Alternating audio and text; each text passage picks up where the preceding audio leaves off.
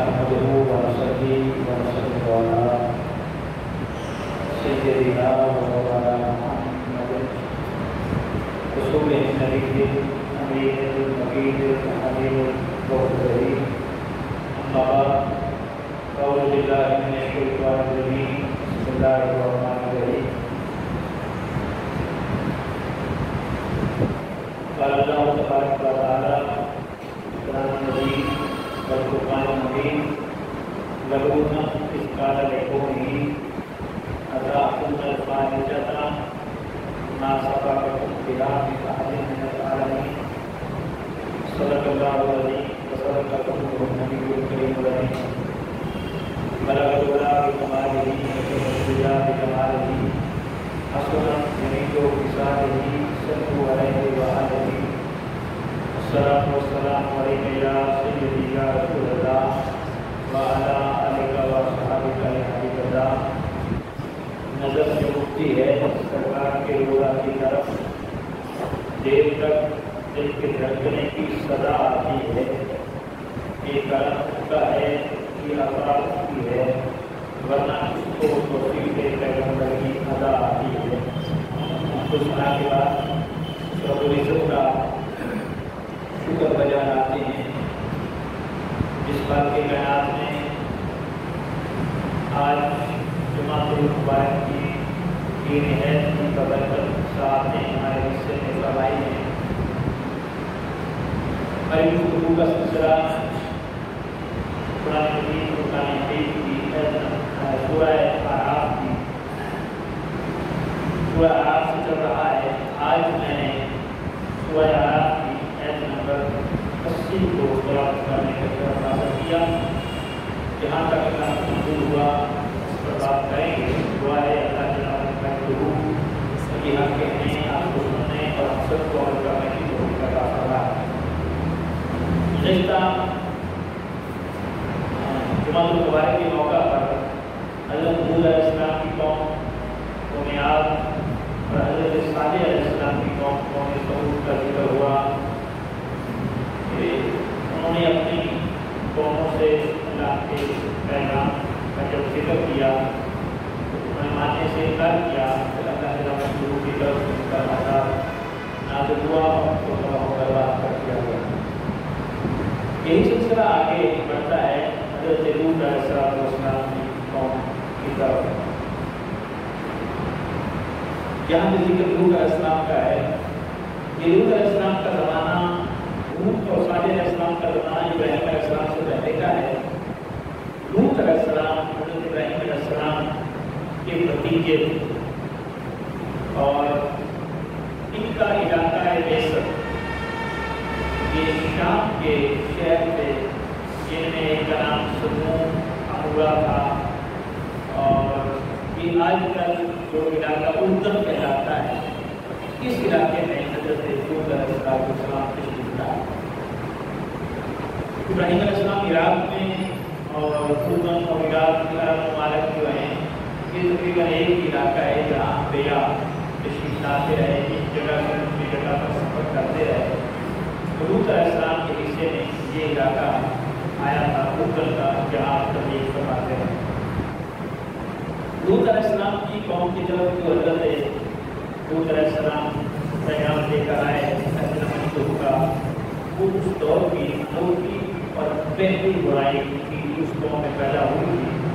قرآن کی اس بات کی طرف توجہ کرتا ہے کہ اس سے پہلے روئے زمین پر یہ بیماری نہیں تھی، یہ غلام نہیں تھا جو لوط علیہ السلام کی قوم نے کیا.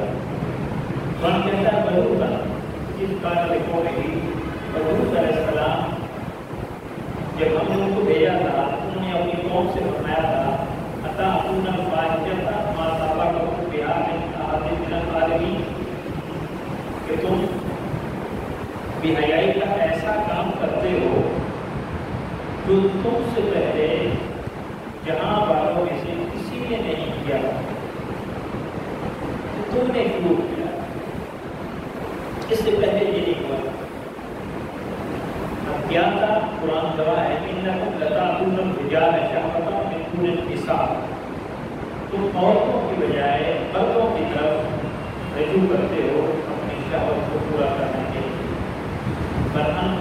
मुस्लिम तुम हद से बड़े हुए हो। माता ने जवाब में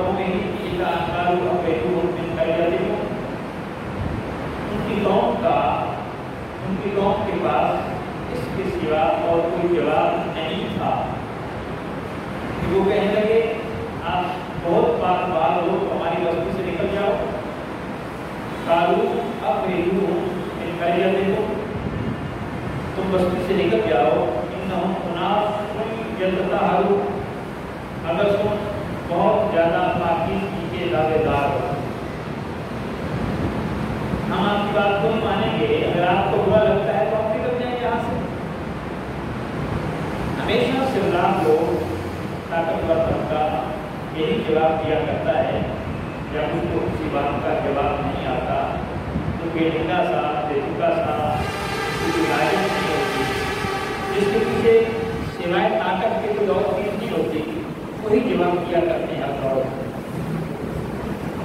उन्होंने भी कहा कि निकल जाओ। अब कुरान ने साथ के साथ उसका जिक्र किया, पंजना हो। तो हमने नूह अलैहिस्सलाम को और के अहले खाना को निजात अता फरमाई, सिवाय उनकी बीवी के। कानत मिनल गाबिरीन, बीवी ने कहा था कि मैं अपनी बिरादरी को नहीं छोड़ सकता। उस वक्त अभी अजाब नहीं आया था, अजाब का इशारा हुआ था हज़रत अलैहिस्सलाम की तरफ। तो आपने अपने घर वालों को कहा कि हमें यहाँ से निकलने का हुक्म है। तो जब घर वाले थोड़ा दूर निकले तो चेहरे के ताल्लुक रिश्तेदारी में गालिब आ जाती है। उनकी बीवी वो क्या हुआ, मैं अपनों को छोड़कर कैसे जाऊँ, मेरी बेटी हैं, मेरे अजीज़ व अक़ारिब हैं, मेरे रिश्तेदार हैं। तो उन्होंने इस बिना पर मैं अपनों को छोड़कर आपके साथ नहीं जा सकती, वापस आ गई। कुरान ने कहा कि हमने आपके घर वालों को और आपको निजात दी सिवाय आपकी एक बीवी के, जिसने बिरादरी के साथ अपने अजीज़ व अक़ारिब के साथ रहना पसंद किया था, आपको छोड़ दिया। अब क्या अज़ाब आया, हमने उन पर पत्थरों की बारिश पकाना आते मुजरिमीन। तो देखो मुजरिमों का हश्र क्या होता है। पत्थरों की बारिश, तो देखो मुजरिमों का हश्र क्या होता है। तो ये आगे से हज़रत अलैहिस्सलाम का जिक्र है। तो आयत नंबर 80 से आयत नंबर 84 तक ये हज़रत नूह अलैहिस्सलाम का तज़किरा किया, इत्तिसाल के साथ और जामियत के साथ। ये बीमारी, ये वबा, ये गुनाह पहले किसी कौम में नहीं था। और हकीम ने लिखा है कि इसमें कैसे पैदा हुआ, इसकी रीज़न क्या बनी, वो मर्दों की तरफ क्यों राग़िब हुए। दो वजह बयान की गई है। एक तो ये कि वो खेती बाड़ी किया करते थे, बागात थे, और दो जो मुसाफिर वहाँ से गुजरते थे वो फल तोड़ते थे। इनमें से किसी ने कहा कि अगर कोई फल तोड़ता है तो आप उसको सजा के तौर पर उसके साथ ये खेते कभी करो तो ये उसकी सजा होगी। ऐसा करना उन्होंने सजा के तौर पर शुरू किया, फिर आहिस्ता आहिस्ता उसकी आदि बन गए। अब वो सजा के तौर पर ही नहीं किया करते थे, अब वो अपनों के साथ एक दूसरे के साथ लज्जत के हसूल के लिए किया करते थे। अब दूसरी वजह कि वो लज्जत के हसूल के लिए किया करते थे, ये रीज़न क्या बने, इस पर महक़क़ीन और मुफ़स्सिरीन ने लिखा है कि आज के दौर के बहुत बड़े सकालम, बहुत बड़े आलम, बहुत बड़े मुफ़स्सिर गुलाम रसूल सईद साहब ने भी लिखा है। वो कहते हैं कि उस कौम में एक शादी का रवाज था और एक के अलावा दूसरी शादी नहीं थी। जिस्मानी तौर पर ताकतवर थे, खुराक अच्छी थी और उनको ज़रूरत थी दूसरी शादी की, लेकिन रवाज को शादी की इजाज़त नहीं देता था। तो रफ्ता रफ्ता वो फिर कभी की तरफ राग़िब हो गए। इसको हम आज के दौर में जीनस परस्ती कहते हैं। बदकिस्मती اسلام کے اندر نکاح کی اجازت ہے، اسلام کے اندر شادی کی اجازت ہے تب جب ضرورت ہو. کیونکہ ہمارے دور میں، ہمارے معاشرے میں ماشاءاللہ نکاح کو اتنا مشکل کر دیا ہے کہ آپ کی فطری خواہش، جائز خواہش فطری طریقے سے، جواز کے طریقے سے پوری کرنے سے قاصر ہے. نتیجتاً وہ غلط طریقے ڈھونڈتا ہے، غلط کاموں میں داخل ہوتا ہے اور رفتہ رفتہ اس برائی کا اتنا عادی ہو جاتا ہے کہ پھر اس برائی کو برائی سمجھنے کے لیے تیار نہیں ہوتا. جیسی قومیں اس کا عادی بن گئی تھی، اب وہ کسی صورت میں بھی عملے قوم لوٹ کو جو ضرب و نصب کر گیا پردوں سے اپنی خواہش پوری کریں وہ چھوڑنے کے لیے تیار ہے. یہاں پہ ایک بات کہ عورت کے ساتھ زنا کرنا، برائی کا ارتکاب کرنا، اس کی سزا قرآن نے حد کے طور پر مقرر فرمائی ہے کہ اگر شادی شدہ غیر شادی شدہ عورت ہے اور مرد ہیں تو وہ اگر غلط کام کرتے ہیں تو 100 کوڑے مارے جائیں، اور اگر شادی شدہ ہیں تو ان کو سنسار کیا جائے. عملے قوم لوط کی سزا حد تک قرآن میں یا حدیث میں بیان نہیں کی گئی. ہاں حدیث اس کے اشارے دیتے ہیں تو تعزیر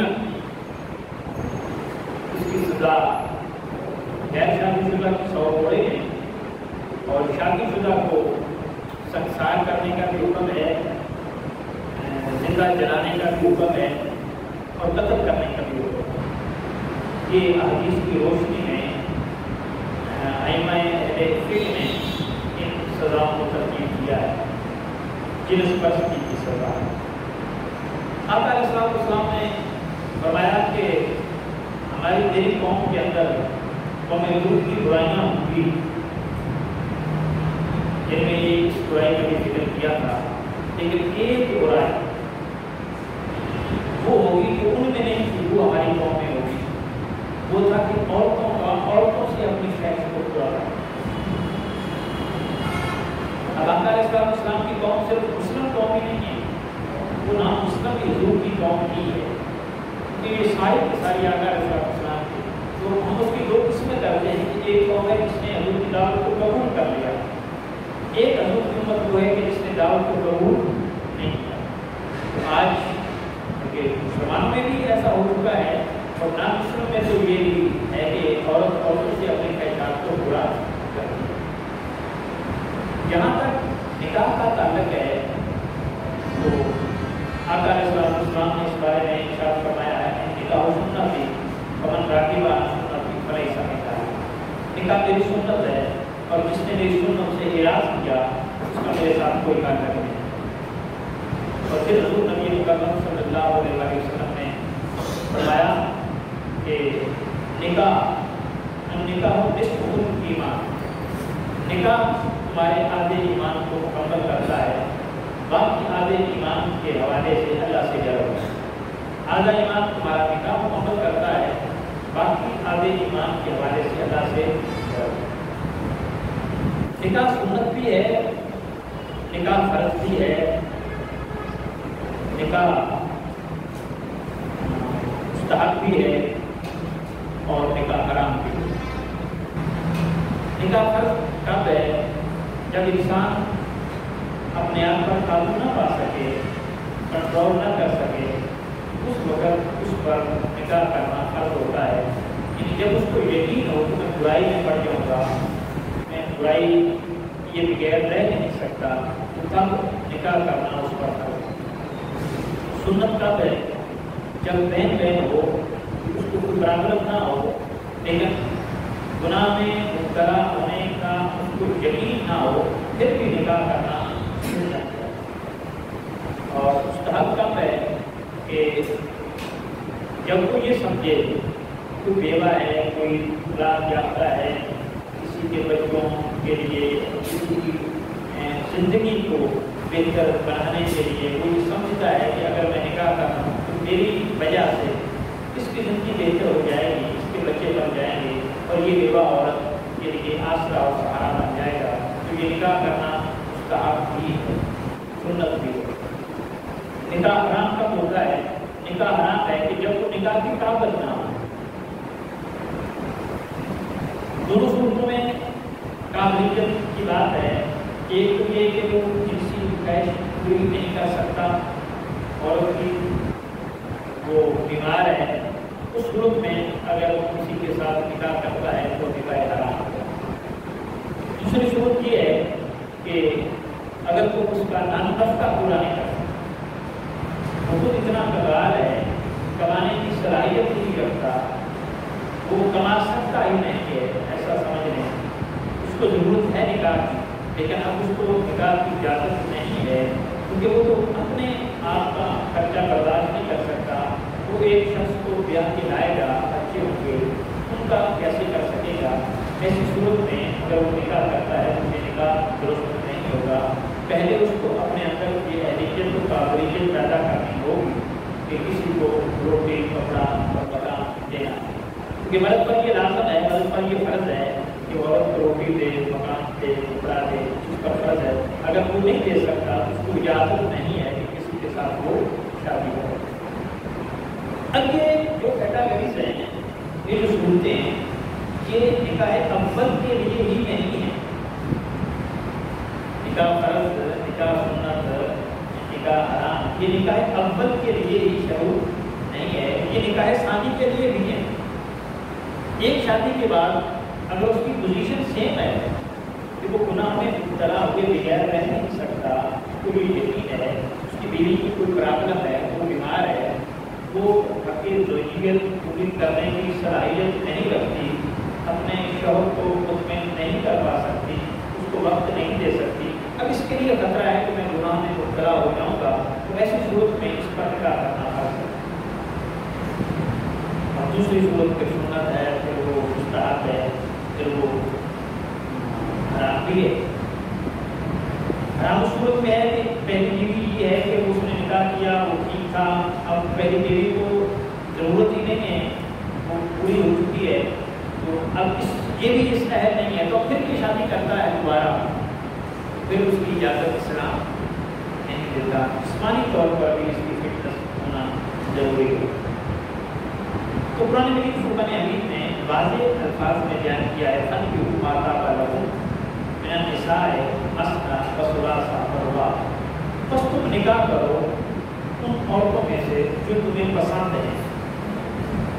قرآن پاک کے الفاظ پر یہ گا، ہم بھی اپنے بچوں والے ہیں، ہم نے اس نکاح کے ماحول میں خود کو اجازت کیا ہوا ہے، اولاد کو بھی کرنا ہے، ایسا اچھا ہے کہ قرآن کی روشنی میں کریں۔ قرآن کہتا ہے اس کو مخاطب مرد کو، بس تم نکاح کرو ان عورتوں میں سے ما طاب لکم جو تمہیں پسند ہے، مثنیٰ وثلاث ورباع، دو بھی کر سکتے ہو، تین بھی کر سکتے ہو، چار بھی کر سکتے ہو۔ قرآن نے اس بات کی اجازت دی ہے کہ تم نکاح اس کے ساتھ کر سکتے ہو جو رشتہ تمہیں پسند ہے۔ یہ اسلام نے کبھی قدم نہیں لگائی کہ وہی تمہیں نکاح کرنا ہوگا جو تمہارے رشتہ دار ہیں یا تمہارے والدین یا رشتہ دار یہ سوچتے ہیں کہ یہاں ان کا بہتر ہے، طاقت بنا رہے گا، تمہیں پسند ہے یا نہیں ہے، تمہیں وہاں نکاح کرنا ہے۔ جیسے ہمارے دور میں پہلے کچھ لوگ جا کر رشتہ طے کراتے تھے، نئی لوگ زیادہ کیا کرتے تھے، اور میاں بیوی کو تب پتہ چلتا تھا جب ان کی پہلی ملاقات ہوتی تھی۔ اسلام اس بات کی اجازت نہیں دیتا۔ آج کے دور میں بھی کچھ کو مذہبی کہنے والے لوگ اتنی پابندی عائد کر دیتے ہیں، اس کو دیکھنے کی اجازت نہیں ہے، حالانکہ اسلام اس بات کی اجازت نہیں دیتا۔ اسلام جب یہ کہتا ہے کہ جو تمہیں رشتہ اچھا لگے، پسند آئے، اس کے ساتھ کرو، اس میں دیکھنے کی ممانعت نہیں ہے، بلکہ دیکھنے کا جواب کرتا ہے۔ ہمارے یہاں دو قسم کی انتہائیں ہیں جو معاشرے کے اندر رائج ہیں۔ ایک انتہا یہ ہے کہ اولاد کو جب اس بات کا کبھی یقین ہوتا ہے کہ جب ہم چاہیں گے ہمارے والدین اس بات کو نہیں مانیں گے، ہمارا نکاح وہاں نہیں کریں گے، تو پھر وہ بغاوت کرتے ہیں اور خود جا کر رشتہ طے کر دیتے ہیں، کورٹ میرج کر دیتے ہیں۔ تو یہ بھی انتہا۔ دوسری انتہا یہ ہے کہ ہم بچوں کی رائے دینا دوبارہ ہی نہیں کرتے، اس کو سمجھتے ہیں کہ یہ شاید یہ مذہبی طریقہ نہیں ہے، یہ غیر صحیح ہے، یہ حیا پر مبنی نہیں ہے، ہم ان کی رائے دینا، ان سے ڈسکس کرنا، ان سے مشورہ کرنا پسند کرنے کی جسارت نہیں کرتے۔ یہ بھی انتہا ہے۔ اسلام مذہب اعتدال معتدل ہے، اسلام اعتدال کا درس دیتا ہے۔ تم بچوں کی معاملت کرو رشتہ کرنے میں، بچوں کے سامنے رشتے رکھو، بچے کی رائے دی جائے، اس سے اجازت دی جائے، تو اگر انکار کرتا ہے تو پھر تم اس پر اصرار نہ کرو، اگر وہ اقرار کرتا ہے تو اس کی مرضی کے مطابق اس کا رشتہ۔ اس بات کی سنت حضور نبی مکرم صلی اللہ علیہ وسلم کی سیرت طیبہ میں ہمارے پاس آتی ہے۔ سیدہ فاطمہ الزہرا سلام اللہ علیہا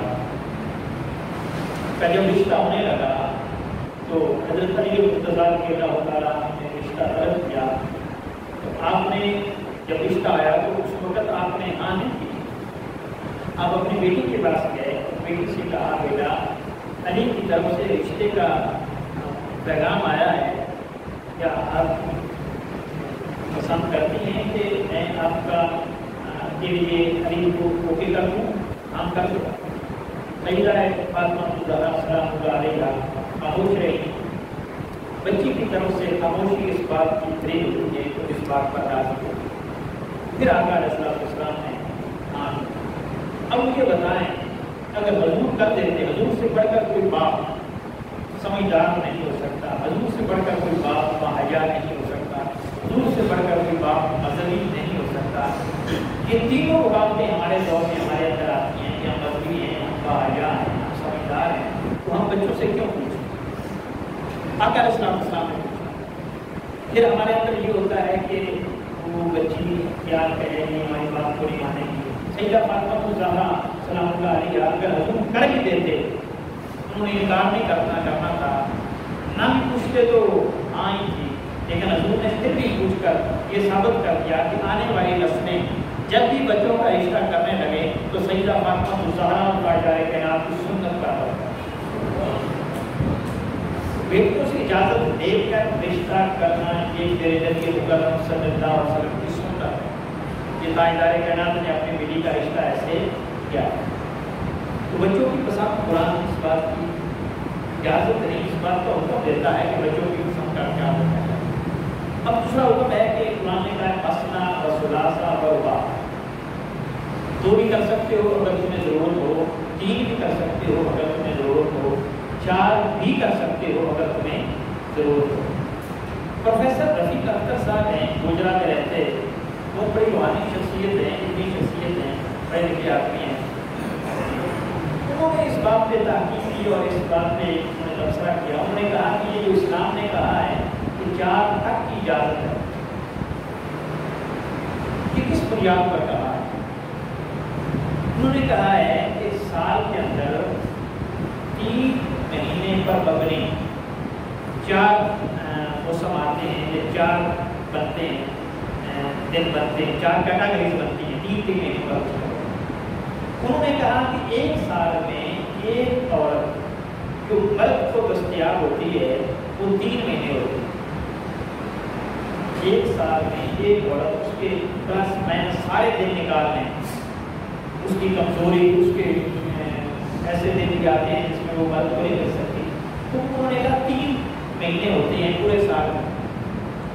مرد کو اگر ضرورت ہے 6 مہینے کی، ایک عورت کے 6 مہینے ہی ملے تو 2 کر دے۔ مرد کو اگر ضرورت ہے 9 مہینے کی، عورت مجھے 9 مہینے ہی دستیاب ہونی چاہیے، میں پھر اپنے ایمان کی حفاظت کر سکتا ہوں تو 3 کر دوں۔ مرد اگر چاہتا ہے کہ پورا سال ہی عورت مجھے ملے تو پھر 4 کر دوں۔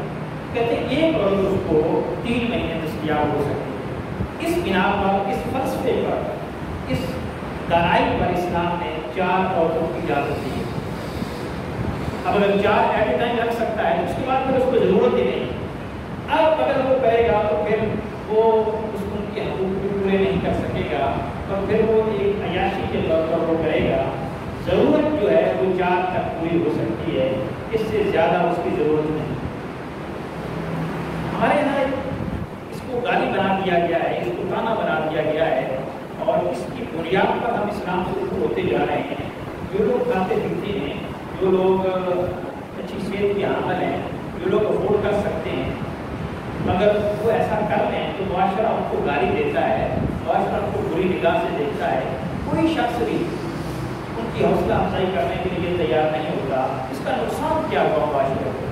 اس کا نقصان یہ ہوا کہ بے شمار بیمان ہمارے معاشرے میں ہیں جن کا کوئی نقصان ہے۔ وہ جب گھر سے باہر نکلتی ہیں اور جب ان کا تعارف کسی کے پاس ہوتا ہے کہ یہ بیوہ ہے تو دیکھنے والا فوری اپنے تیور بدل لیتا ہے، اور جتنی مشکل کے ساتھ وہ اس دور میں اپنے بچوں کی روزی روٹی کے لیے گزر بسر کر رہے ہیں۔ ہم میں سے ہر کوئی بات ہے وہ بیوہ نکاح میں آ جائے گی، کیوں؟ کوئی شخص بھی، ہم مذہبی نہیں، تہجد گزار ہی کیوں نہ ہو، جتنے بھی بات کیوں نہ ہو، کبھی کوئی شخص الا ماشاء اللہ ایک آدھ کی بات اصول اور قانون نہیں ہوتی، قانون ہمیشہ اکثریت پر رہتا ہے۔ جب بھی نکاح ہوتا ہے بچے کا تو وہ کنواری تلاش کرتا ہے، بیوہ کا اگر پتہ چل جائے تو وہاں پہلی بات ریجیکشن، اس کی ساری دنیا کائنات کی خوبیاں اس کے اندر ہو، تو اینڈ میں یہ بات آ جائے کہ وہ بیوہ ہے یا طلاق یافتہ ہے، اس کی ساری خوبیاں پانی میں گر جاتی ہیں، آگ میں گر جاتی ہیں، اور اس کے ساتھ کوئی بھی نکاح اپنی اولاد کا کرنے کے لیے تیار۔ تو یوں بیوائیں اور طلاق یافتہ ہمارے معاشرے میں پیچھے رہ جاتی ہیں، ہر اس معاشرے میں جہاں دوسری شادی کا رواج اسلام نے جو بھی اصول دیا ہے، وہ معاشرتی ہو، وہ سیاسی ہو، وہ سماجی ہو، وہ تجارتی ہو، وہ خانگی ہو، وہ جو بھی ہو، ہم اس سے روگردانی کریں گے، اعتراض کریں گے، ہمارے لیے مشکلات پیدا ہیں، معاشرہ بے حالی کا شکار ہوگا۔ اور بے شمار ایسی بیوائیں ہیں کہ جو اپنے بچوں کی روزی روٹی کے لیے غلط کاری کر کے ان کا پیٹ پال رہی ہے، کوئی عزت کے ساتھ ان کو اپنے گھر میں بٹھانے کے لیے تیار نہیں۔ یہ اسلام کے اصولوں کے صریحاً خلاف ہے کہ ہم اس شخص کو گالی دیں اور اس کی حوصلہ شکنی کریں جو دوسری شادی کرتا ہے۔ دوسری بات، ہمارے یہاں یہ بات کہی جاتی ہے کہ وہ جی انصاف کرنا ضروری ہے، اس کو انصاف نہیں کر پاؤ گے تو پھر دوسری کی اجازت نہیں ہے۔ بلا شبہ اس میں کوئی شک نہیں ہے، قرآن نے کہا ہے کہ دوسری شادی کی اجازت اب ہے کہ جب اس کے حقوق برابری کے بنیاد پر پورے کر سکو۔ اب سوال یہ ہے کہ پہلی شادی کی اجازت ہے اگر حقوق پورے نہ کر سکے تو؟ پہلی شادی کی بھی اجازت نہیں ہے اگر اس کے حقوق پورے نہ کر سکے تو وہ بھی جائز نہیں رہتی، وہ بھی سنت بھی نہیں رہتی، وہ حرام ہو جاتی ہے۔ جس طرح پہلی شادی کے حقوق پورے فرائض پورے کرنا کی ضرورت ہے، اسی طرح دوسری کی ضرورت ہے۔ دوسری کرتے ہوئے وہ بات یاد آ جاتی ہے، پہلے کرتے ہوئے وہ یاد نہیں آتی۔ پہلے ہم رواجن کر دیتے ہیں، وہاں اتنا حقوق کا خیال نہیں رکھتے، ہم حقوق پورے کر بھی سکتے ہیں کہ نہیں کر سکتے۔ جب دوسرے کی بات آتی ہے پھر ہمیں حقوق بھی یاد آئے، اور پھر دوسری اس بات پر ایک اعتراض ہوتا ہے، بھائی کہا جائے کہ یہ سنت ہے، باقی کون سا آپ باقی پورا عمل کر رہے ہیں سنت پر اور یہ سنت یاد آ رہی ہے۔ یہ ایک انتہائی جہلانہ سوال ہوتا ہے۔ بھائی اس کا مطلب تو یہ ہوا کہ میں نماز پڑھتا ہوں، بھائی آپ کیوں نماز پڑھتے ہیں؟ باقی تو آپ کچھ کرتے نہیں، نماز کیوں پڑھتے ہیں؟ یہاں بھی وہی سوال ہوگا۔ روزے رکھتا ہوں کہ باقی تو آپ کچھ کرتے نہیں، نیکی کا روزے ہی آپ کو یاد ہے، باقی کوئی آپ کو سنت اور فرض اور دین کا کام یاد نہیں ہے۔ جو بھی میں کام کریں گے یہ اعتراض وہاں بات ہوتا۔ تو میں نے کہا کہ قوم لوط علیہ السلام جو عملے لوط اپنے قوم لوط کی طرف راغب ہوئی تھی، اور کبیر نے لکھا ہے کہ اس کی وجہ یہ تھی کہ اس دور میں ایک شادی کو رواج دیا گیا تھا، دوسری شادی کی اجازت نہیں، ایک شادی کو۔ آج ہمارے دور میں بھی رواجن ایسے ہی ہے۔ اور پھر دوسری بات میں آپ سے شیئر کرنا چاہوں گا کہ یہود و نصارہ میں ایک شادی ہے، وہاں بھی شادی کی اجازت نہیں ہے۔ اب مجھے بتائیں سب سے زیادہ کم اس قوم کے اندر دوسری شادی کی وہاں اجازت نہیں ہے۔ اور پھر اس کے بعد امت اسلامہ میں کہا سعودی عرب میں، جہاں عرب ممالک میں جہاں پہ اور برائیاں ہو سکتی ہیں لیکن دوسری شادی رواج کے طور پر وہاں پہ کی جاتی ہے، یہ برائی بدکاری کی, بے حیائی کی عرب ممالک میں باقی ممالک کی نسبت بہت کم ہے, بہت کنٹرول ہے. اس کی وجہ یہ ہے کہ ان کے پاس وسائل ہیں, ان کے پاس دوسری بیوی ہے, تو اگر پہلی بیوی اگر بیمار ہے 40 دن تک تو کم و بیش جب بچہ پیدا ہوتا ہے 2-4 مہینے پہلے 2-4 تو وہ مرد کے قریب ہی نہیں جا سکتا. یہ ایسی باتیں ہیں کہ جو ہم پبلک میں نہیں کی جاتی, لیکن جہاں پہ ایک فیملی کا ماحول ہوتا ہے, ہمیں اسلام سیکھنا ہے, ہمیں اسلام کی باتوں کو کرنا ہے, اس ریتوں پر ہماری باتیں نہیں کی جاتی. اور یہ بہت بڑی غلطی ہے کہ ہم ان باتوں کو نئی منظر عام پہ لاتے ہیں. تو اب وہ 2-4 مہینے کا جب وقفہ آتا ہے تو مرد کیا کرے؟ جو ذہنی حیثیت ہے وہ نامعلوم طور پر غلط راستے کی طرف جائے. اور پھر جب بچہ پیدا ہوتا ہے تو ماں اتنی کمزور ہو جاتی ہے کہ مرد کی خیر کچھ طرح نہیں پوری کر سکتی, کچھ طرح پہلے کر سکتی. اب اس نے بچے کو دودھ پلانا ہے, جب ماں دودھ پلائے گی اس کے اندر طاقت کہاں سے آئے گی؟ اور پھر اس کی توجہ بٹ گئی ہے. اب پہلے جو ٹوٹل توجہ شوہر کو دیتی تھی اب وہ بچوں کو دینے لگی ہے. ہمارے دور میں جب بچے پیدا ہوتے ہیں تب سے لے کر بچوں کے جوان ہونے تک گھر میں لڑائیاں زیادہ ہوتی ہیں. اس کی بنیادی وجہ یہ ہے کہ عورت مرد کو ٹائم نہیں دے سکتی جو اس کو دینا چاہیے تھا, جو مرد کی ضرورت ہے.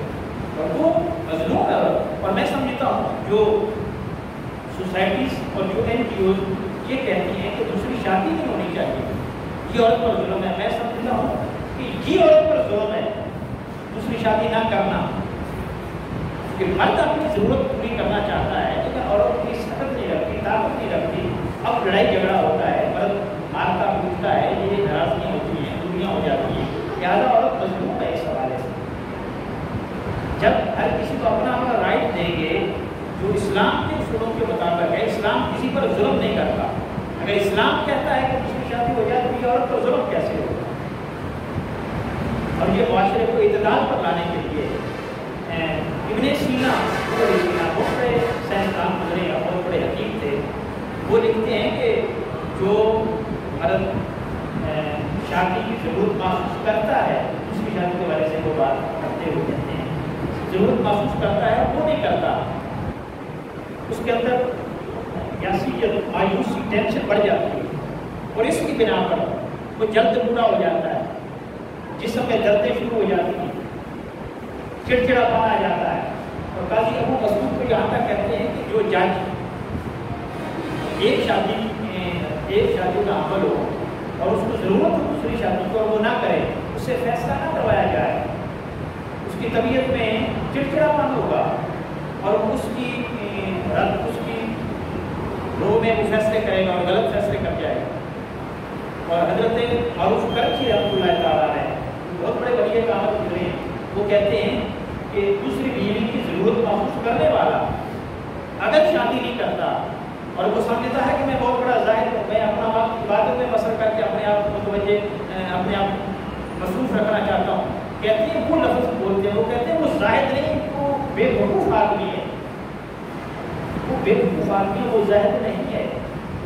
اور ایک امام فرماتے ہیں کہ اگر یہ کنفرم ہو جائے کہ میں نے ایک دن ہی زندہ رہنا ہے, ایک دن ہی میں نے زندہ رہنا ہے, تو کہتے ہیں میں نکاح کے بغیر ایک دن بھی زندہ رہنا گوارا نہیں کروں, ایک دن بھی زندہ رہنا گوارا نہیں کروں. اور کسی ریاست میں یہ بادشاہ وقت نے کہا تھا کہ اس کو کسی نے متاثر کیا کہ وہ شادی کی اجازت دے, رواج دے اس کو. جب اس نے اجازت دی تو اگلے چند دنوں کے بعد کوئی کنواری نہیں تھی, کوئی متعلقہ نہیں تھی اور کوئی بیوہ اس معاشرے میں نہیں.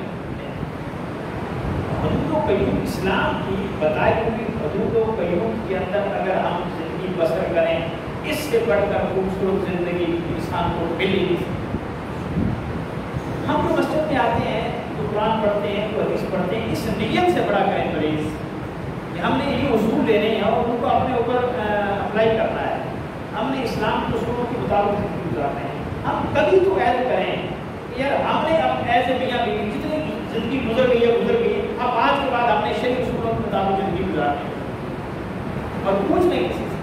ہم نے اپنے بچوں کی شادی شرعی اصولوں سے کرنی ہے. کبھی کسی نے نہیں آ کے پوچھا یار یہ شادی اسلامی طریقے سے شادی کرنے کا طریقہ کیا ہے وہ مجھے بتائیں تاکہ میں اپنی اولاد کی شادی ایسے کروں. کیوں نہیں ہم کرتے؟ قربانی کرنی ہو, حج پہ جانا ہو, عمرہ پہ جانا ہو تو مسائل پوچھتے ہیں, شادی کرنی ہو تو پھر مسائل تو نہیں پوچھتے. میں نے بچوں کی پرورش کرنی ہے, میں کیسے کروں؟ تو اس حوالے سے ہمیں اسلام کی طرف آنا چاہیے, اسلام کو سیکھنا چاہیے. تو قوم نوح پر عذاب آیا, زلزلے کا آیا, اس کی 2 وجہ تھی. ہمارے قوم نوح, اور اس کی وجہ یہ تھی, میں نے پہلے کہا کہ ایک کو شادی ایک ہی کیا کرتے تھے اور ان کی ضرورت تھی جس کی وجہ سے وہ غلط کاری میں مبتلا ہو. اب یہاں پہ ایک اور بات, آقا علیہ السلام نے فرمایا کہ جب میری بچہ 7 سال کا ہو جائے اس کو نماز کا حکم کرو, جب 10 سال کا ہو جائے تو اس پر سختی کرو اور بچوں کو بستر جدا کرو. ایک کمرے میں 10 سال سے اوپر بچوں کو, اپنے بچوں کو رکھنے کی اجازت نہیں ہے. اسلام کہتا ہے بہن بھائی کے ساتھ نہ رہے اکیلی گھر میں, 10 سال سے یہ زیادہ ہے, قطر نہ رکھیں. باپ رہے, ماں رہے, یا کوئی تیسرا فرد رہے, بھائی بھائی کے ساتھ نہ رہے. اسلام نے کہا ہے, تاجدار کائنات نے کہا ہے. اچھا, اگر بہن بھائی کو اکٹھے رہنے کی اجازت نہیں ہے, جوانی میں بھی نہیں ہے, بہن بھائی کو جوانی میں بھی ایک کمرے میں سونے کی الگ اجازت اسلام نہیں دیتا. یہ کتنی ساری اسٹوریاں ہمارے معاشرے میں پھیل گئی ہیں کہ بہن بھائی کے ساتھ, چچا بھتیجے کے ساتھ, باپ بیٹی کے ساتھ. یہ کئی واقعات ہمارے سامنے اخباروں میں نہیں آتے, پڑھتے رہتے. اس کی وجہ یہ ہے کہ میں نے اسلام کو سنوں کو فالو نہیں کیا. اور آگے ایک بات, ہاسٹل میں بچوں کو ہم جب چھوڑتے ہیں تب بھی ان چیزوں کا خیال رکھنا چاہیے. جب تک بچہ بچوڑ نہ ہو, ہاسٹل کا جائزہ لے لیں کہ وہاں یہ پرابلم تو نہیں, وہاں بھی یہ پرابلم ہے. تو ہاسٹل مذہبی ہو, مدرسے کا ہو یا سکول کا ہو, جو بھی ہو, ہاسٹل ہی ہے. بچے ہر جگہ بھی کیسے ہیں, لہٰذا ایسے ہاسٹل پر بھی بین ہونا چاہیے کہ جو 5ویں 6ویں کلاس 10ویں کلاس سے پہلے کم سے کم بچوں کے ہاسٹل نہیں ہونے چاہیے, ان کو الگ نہیں رکھنا چاہیے.